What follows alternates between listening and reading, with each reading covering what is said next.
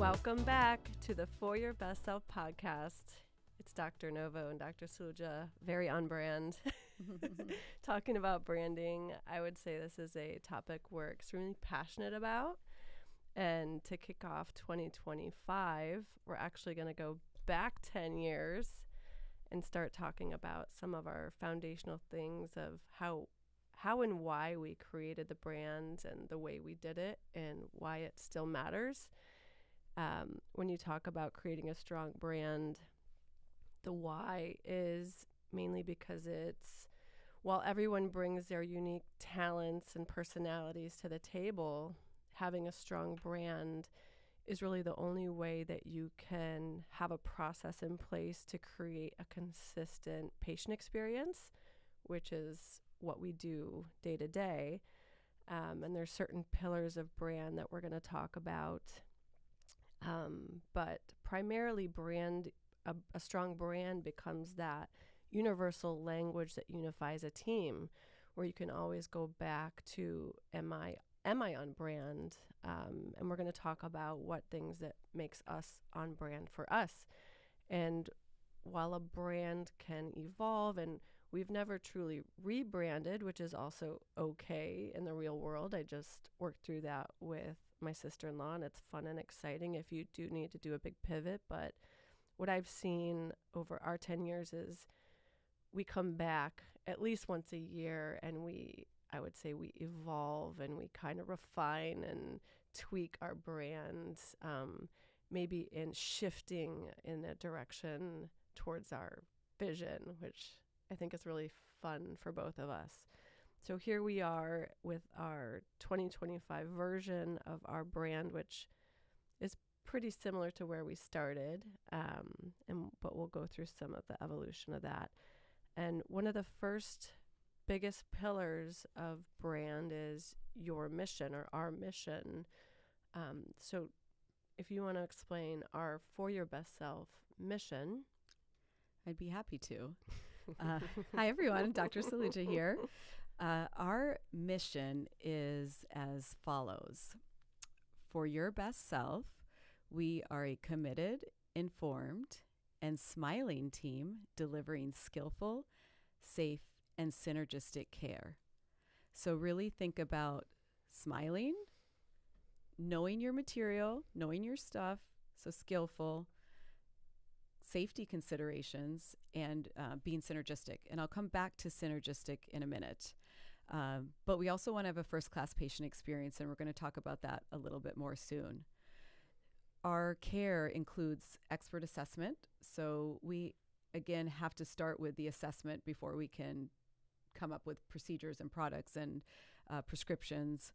And all of those rely on the assessment. So we really want to have an expert assessment. We want to customize our treatments. Somebody who may want lip filler may want enhanced volume. Another person may want hydration. Another person is looking at fine line improvement. And so those treatments are different. It's not one treatment of lip filler. It's really customized to what the patient would really like. And then outstanding service. So the patient experience is also about service. So we want treatment, results, knowledge, assessment, service. And we want you to enjoy your journey with us, because at the end of the day, life is short, and you're coming in for your best self. And if we can make the visit with us enjoyable, then for your maintenance treatments, you're going to be happy to come back in again versus delaying maintenance. And with so many things, maintenance is important, including with the work we do in dermatology and plastic surgery. And so we really want you to enjoy the journey. And we hope it's a lifelong journey where each of us is helping you and our teams are helping you during that time. So when I talk about synergy, what do we mean?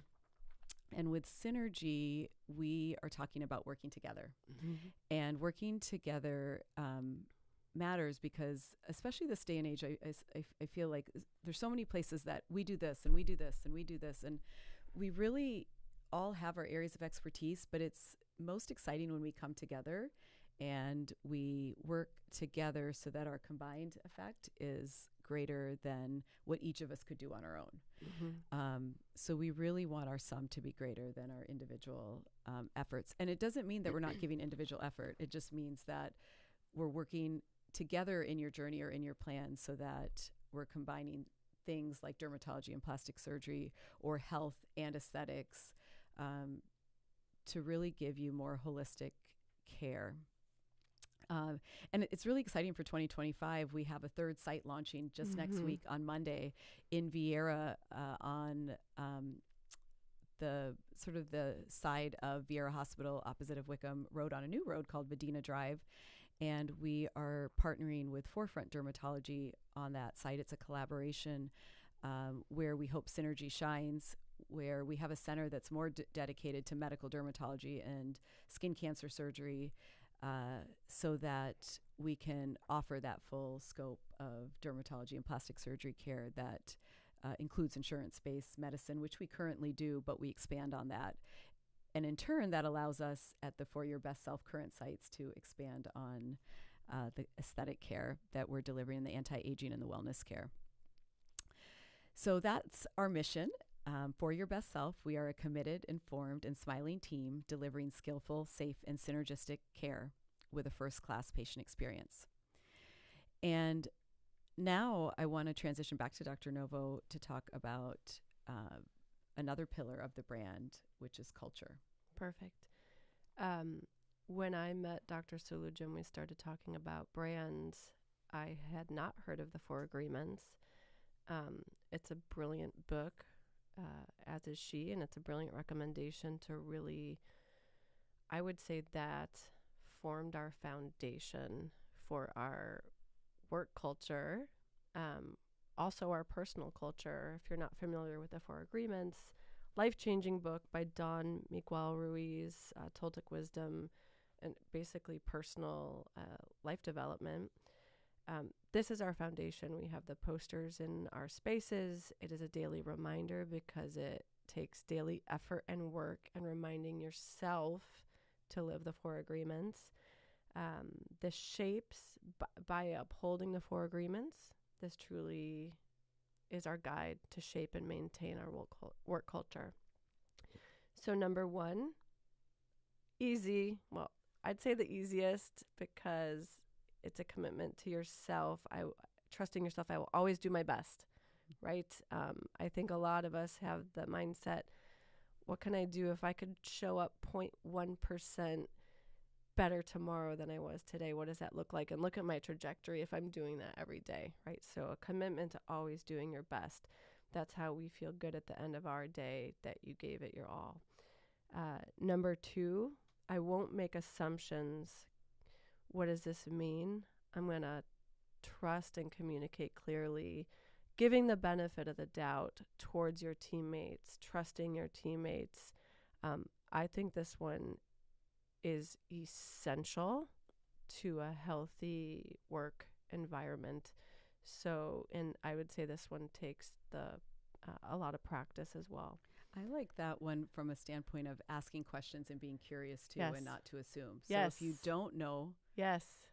ask. That's important. Don't be scared to ask Yes. questions. And even if it's you've been there, you've been working with us for 6 months or a year or 5 years, ask questions, be curious. That's huge.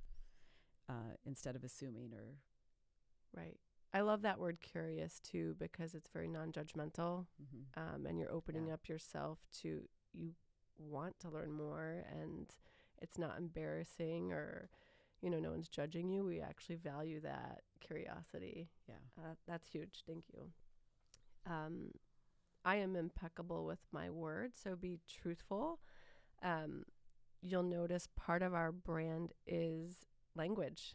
And language matters. Of course, 90% of communication is physical body language, but it shows you that the last few percentages, the words matter. So I think we're always evolving our language and coaching each other. I challenge my team to never, to try not to say only or just, right? We'll say exclusively, or, using words that don't minimize but elevate. We don't say free or discounted.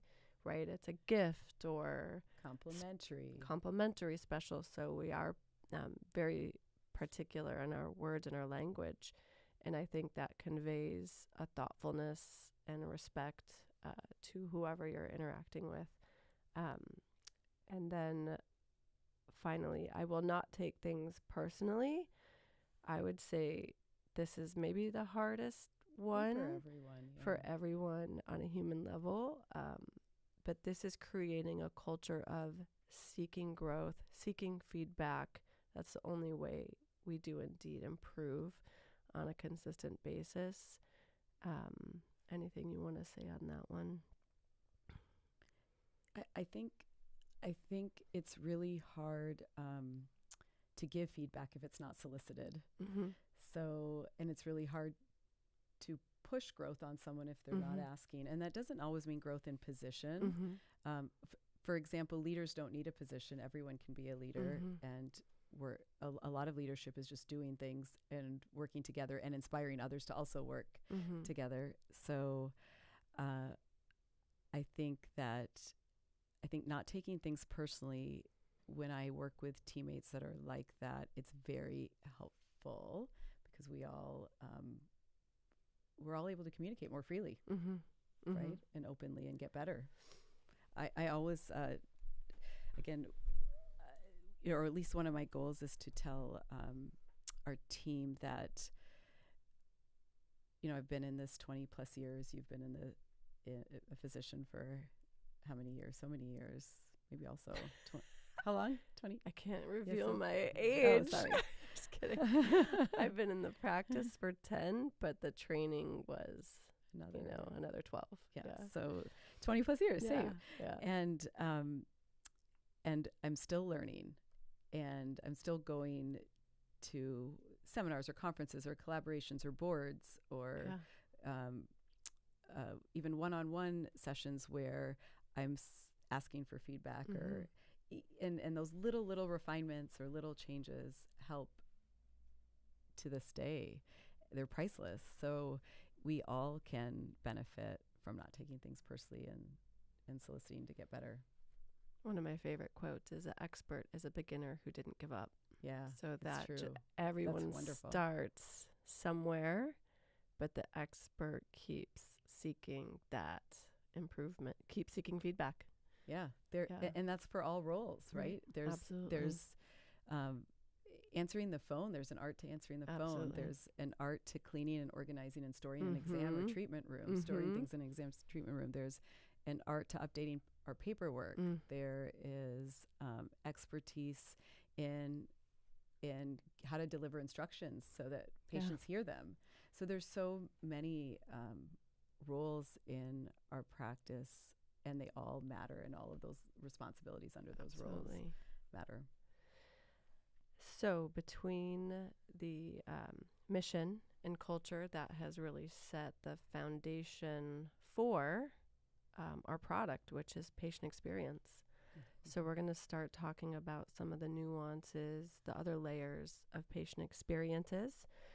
There's two main bundles of that. I'd say the tangible and the non-tangible. So when we talk about the tangible, that's more your senses, what you see, feel, hear. And then the non-tangibles, which are more operational, equally paramount, equally important and essential, and everything works together to create this consistent picture that people want to come back to. So that creates our goal, ultimately, loyalty, which is really long-term relationships with our patients, right? We're about the journey. We're not, we're not the Groupon. We're not the, most expensive. We're not the least expensive. We're right there where we're approachable. Provide value. We're going to attract the patients that see that value, which is speaks to our mission. I'm going to go through some of the tangible senses, which really should be consistent. If I close my eyes and I say, okay, I'm going to walk into this space, they say that the first thing of your senses is scent. So we have a consistent scent. It's clean. It's not too masculine or too feminine, so it's a very inclusive, clean, fresh scent. We're constantly getting feedback. It can't be too strong, because that will be too much for some staff and patients. So we're always refining this. I mean, it seems like the smallest detail, but it's almost a daily conversation. So scent is important. That you feel that awakened in when you walk in as a team member. I'm sensitive, so they always are worried I'm going to be upset over food. It's like, well, patients shouldn't smell food. We do work on these things consistently. We're using white tea? White tea. Okay. Yep, white tea by Hotel. So once that scent welcomes you and embraces you, you're like, yes, this is somewhere I want to be. This is somewhere I want to spend time. Right. When it smells good, right? If it smells bad, you're like, I got to get out of here. That's like your first gut instinct. So we've welcomed you and encouraged some place that you want to spend time. Secondarily, you're going to look around. We're not quite Apple, but our goal is minimalistic, right? It's not cluttered. It's welcoming. I would say it's luxurious without being pretentious, right? It's elevated without being exorbitant. So it's refined, clean, not cluttered. We've had some upgrade. We're constantly evolving our art, things that we like.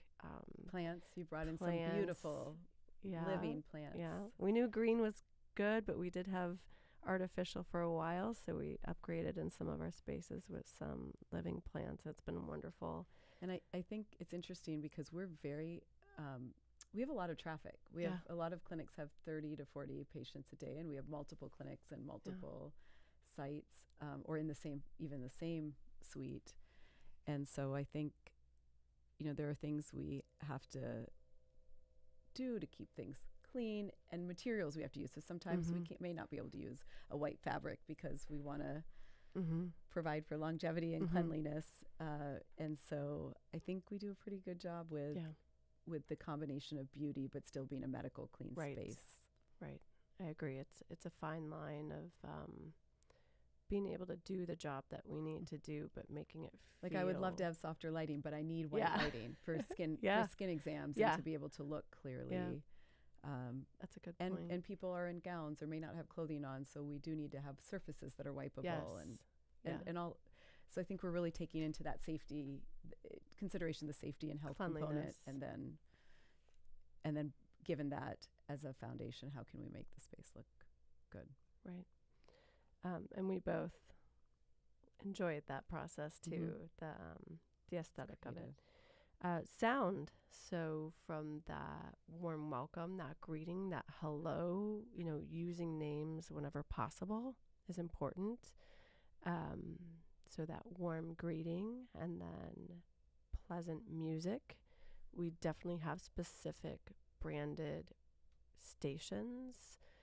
Music that is, I personally might listen to very different music in my car at home, but I know when I get to work, it's a certain energy vibe that is really a little bit more universal, comforting, obviously not expletive, or it's a certain type of energy that we're looking for. That, yes, makes a fun work environment, right? Music can change a mood, so we don't want it to be sad, or, sometimes it gets a little, not too moody, but not too up, right? And we have to change the station. Yeah, sometimes, right. So we do have a set playlist and selections, and that too is evolving, right? So it's, sometimes it's classics. Sometimes we go back in time, right? Fleetwood Mac, or, for example, but consistent sound is important as well. And also hushed tones. And while we're fun people and like to have fun, I'd say we're constantly encouraging, laughter, silliness obviously takes place at the break room or your lunch or your walk. We are sensitive to patients and what they're going through, the scope. Not everybody's having good news, right? So we're sensitive to our work voices being hushed tones or whispers outside of the patient room, or when we're communicating, we're not shouting down the hall, or so I think we are conscious of our own voice and our collaborative voice volumes. Sound travels, sometimes even through closed spaces. We've intentionally designed open spaces where we don't have offices. It's very open, so that we can have a finger on the pulse of what is transpiring throughout the day. I like that. It's not for everybody. I do as well. I learned so much by listening. Yeah, exactly. Yeah. So we are in a space where you can take in a lot. So we have to be conscious of how we all collectively contribute to that. Next is taste. We're going to provide consistent refreshment, a nice bottled water, possibly sparkling, and refreshments. Dr. Saluja's really good about those special treats, an elevated small chocolate for some of your patients' events, or, we're going to have nutrition for our patients available if they're having surgery, juice if they might have low sugar. So there's things at hand. Maybe there's a long wait time unexpectedly. We're going to have some nutrition to offer. I think some of our Mohs surgery patients, because they're in the office for multiple hours having their skin cancer removed, we know they may need nourishment.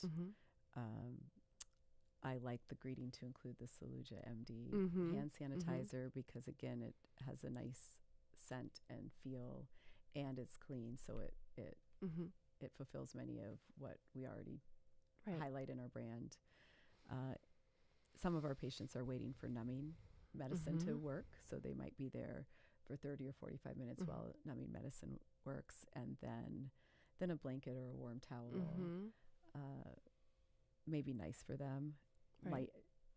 Lowering the lighting at those periods of times. So many of us don't get just a quiet space to rest with our feet up, and so we want to accommodate that.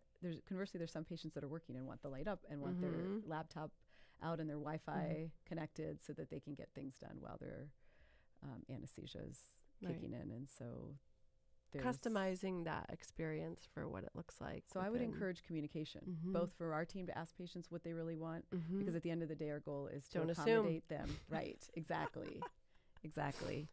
And to make you happy, right? If you're in visiting us to meet what and exceed your expectations. So, and communicating, if you're a patient, communicating with us on what you'd like your visit to look like.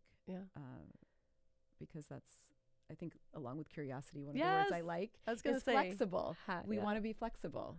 So you want to work, we want the Wi-Fi, let's do that. You want to have relaxation time, let's work on that. You want to come in and out of the visit and get your Botox or your prescription refill. Let's do that.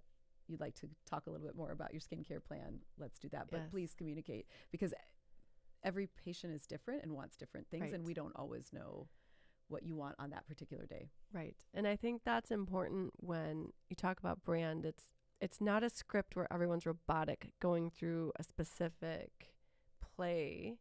It's a foundation that you're living, you're comfortable in that, but then it's fluid to adapt. And then, we're still a relatively small business. We're growing, but we're humans and we work with humans. So people will call out, or there might be somebody, it's their first week or first month that they're with us. So I think, we're trying to teach and train while also seeing patients and having our schedule. And I think our schedule's continuing. And I think all of us having grace and understanding is helpful.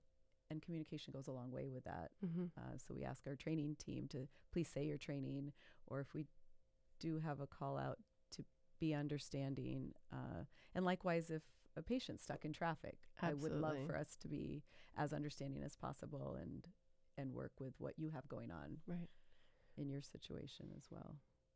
Any point that you can minimize any point of friction for anyone, your colleague, your patient, really navigating those to make it as enjoyable as possible.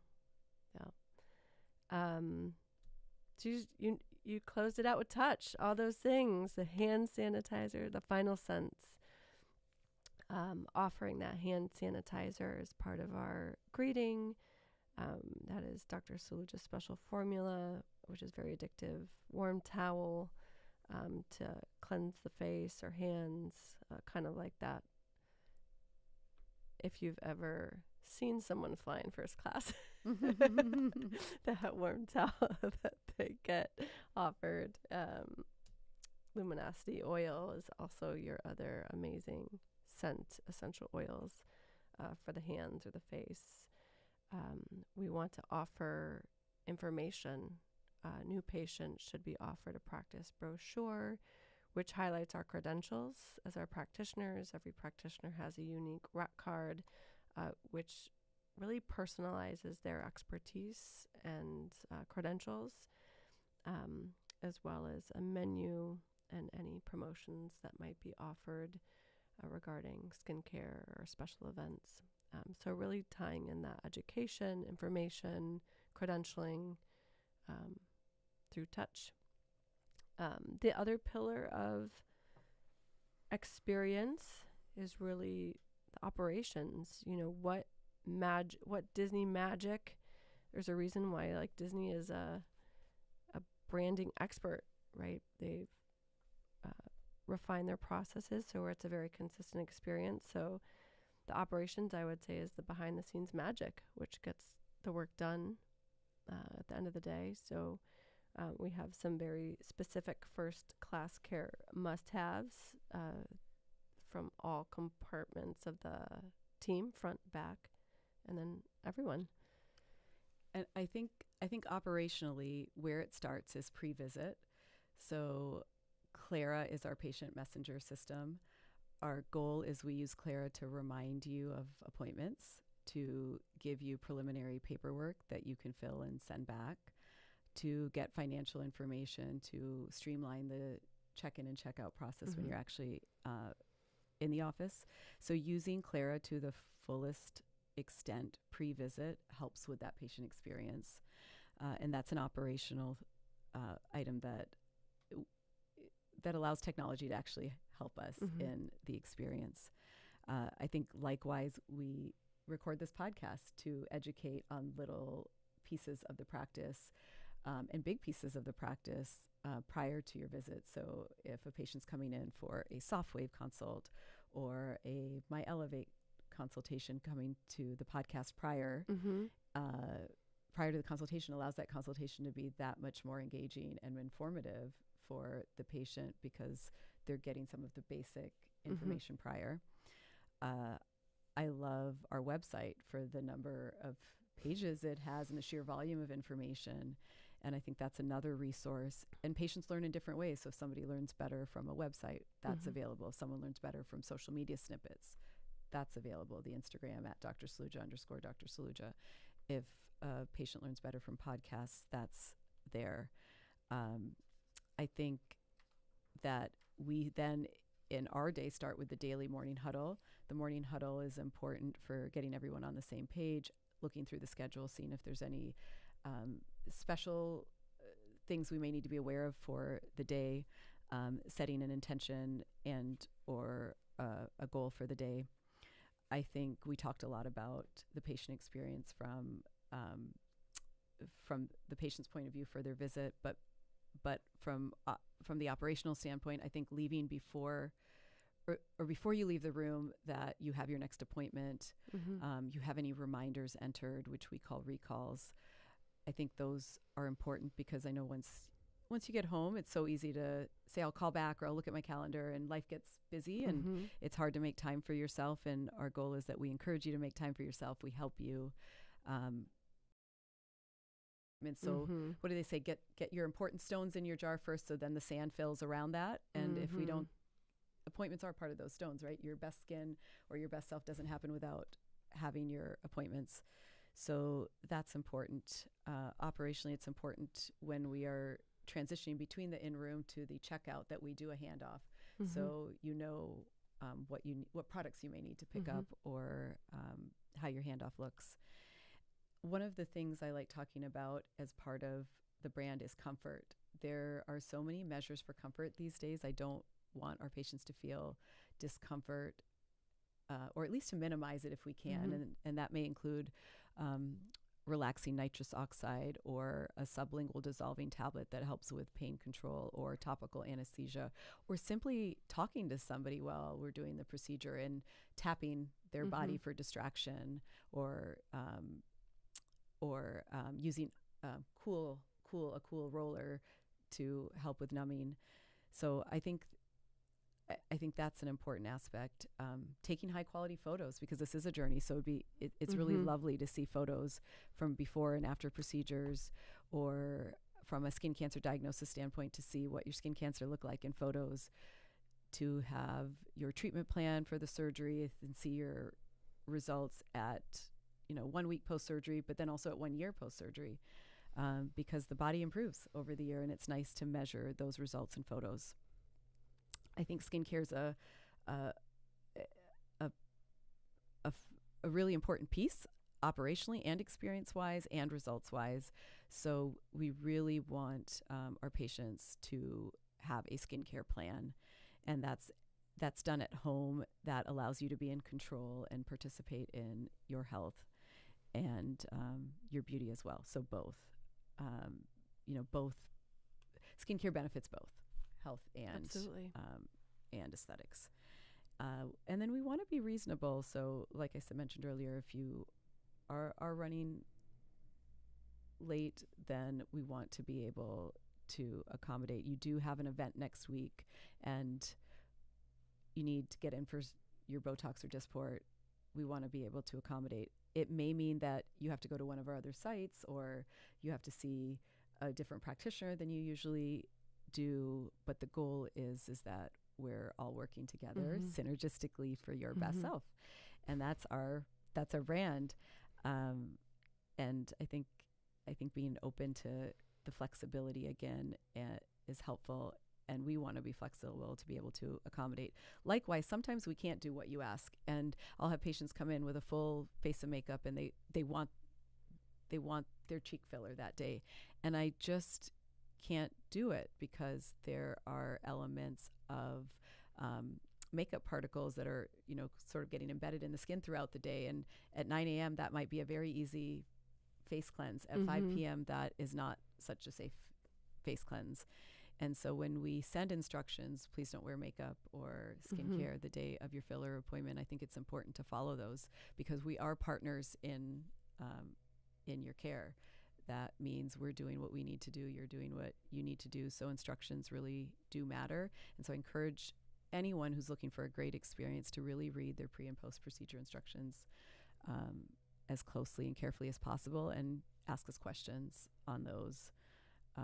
Because there are times when we do turn away, even though that may not be the initial intention. And I know it's disappointing. Yeah, but again, safety I comes think into that play. segues also nicely to, we try to say no in any way possible. Like, we're going to always accommodate. But if it's a no, it's for a very specific reason, which is usually safety. Yeah, and if we are running, if the patient is showed up at the wrong time or the wrong day, and it's a lengthy procedure, right? Again, safety, right? We have to say, here's the next best option. Right. But our intention is to do our best to accommodate where we can. Absolutely. If we can safely and in consideration of the day. Absolutely. Likewise, there are things where we run late, right? Because things come up. I may have someone who gets lightheaded or passes out, hopefully very rarely. But one of the reasons we don't advise going to beauty parties is, especially for injections, is that there are risks such as cleanliness and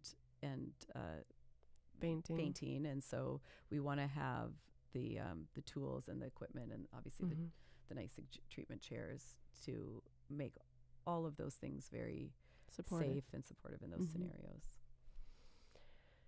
In summary, are we ready for the summary, or do we want to elaborate on anything? If you take a step back and put all of these things together, it creates for your best self. It's going to provide your best skin, best face, best body, the best team, because at For Your Best Self, our first-class team is our most important resource in the experience, committed to our guests and patients. We hope to leave you with the best feeling, provide the best devices, learn and keep our skills up so we are offering the best approach, which is often collaborative and synergistic, to give you the best results. We're going to use the best communication to get there and have our best health to all be our best selves. Thank you for listening. We hope this was helpful in your own experience or learning, and we'll see you next time. And I think reach out if you have questions, or if you want to share anything about your experience. Reach out to info@foryourbestself.com. Perfect. And let us know. We're happy to engage with you through Get curious. our email. Yes. Thanks for listening. We'll talk to you soon.